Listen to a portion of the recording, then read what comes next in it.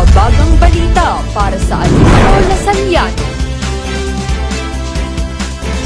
Kasalukuyang isinasagawa ang open mic event ng DLSUIS Student Council na pinamagatang Project Fight Heartstrings sa Verduran ng Henry C. Senior Hall ngayong ika-27 ng Pebrero. Kagalakan, kilig at paghanga, iyan ang ilang emosyong may kita sa mga mukha ng mga dumalo sa Heartstrings matapos ang mga paghahandog ng iba't ibang performers. Good evening po, ako si LJ Sua from ABM 12F. Ako naman si Aaron Gabriel Velasquez from STEM 12A. So, good evening sa inyong dalawa. Maaari ko bang malaman kung nag-e-enjoy ba kayo sa event na to so far?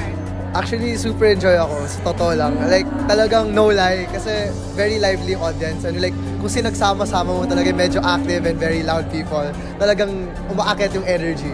Ako naman ay labis na natutuwa sa mga naging performance nilang lahat. Kasi especially sama-sama kami ng mga friends ko na nanonood.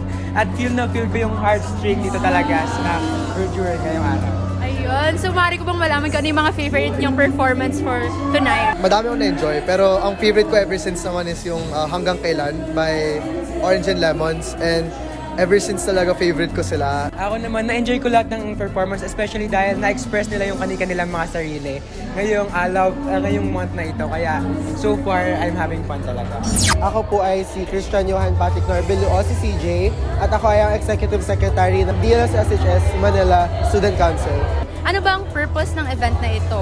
Well, para sa akin, ang pinaka-purpose ng event na to ay para maipakita sa mga student body at mapaalala ang kahalagahan ng pagkakaroon ng mga magagandang mindsets of growth, ang mga pag-embrace ng pagiging mentally aware sa sarili at ang paglaganap ng pagkakaroon ng mga magagandang asal, good morals, and good values in living out your life. So, napakaganda nga ng purpose ng event na to. Ano naman yung mensahe mo para sa lahat ng dumalo at nag-participate at nag-perform? Para sa lahat naman ng dumalo, isa lang naman talaga ang gusto kong ipadala na mensahe. At syempre, I speak on behalf of the other student council members and student committee members din na ang gusto lang talaga namin ay magkaroon sila ng isang safe space for them to freely express themselves, to express their art, and to commemorate the true purpose of this event, which is to have good mindsets and have a good safe space of people around you who care for you and love you very much. Layunin ng pagtitipong ito na maipamahagi ang kapayapaan at pagmamahal sa pamamagitan ng pagpapamalas ng kanilang talento sa pagkanta, pagsayaw, pag-arte at pagbigkas ng tula. Ako si Sam Evangelista para sa Alisto Lasaliano.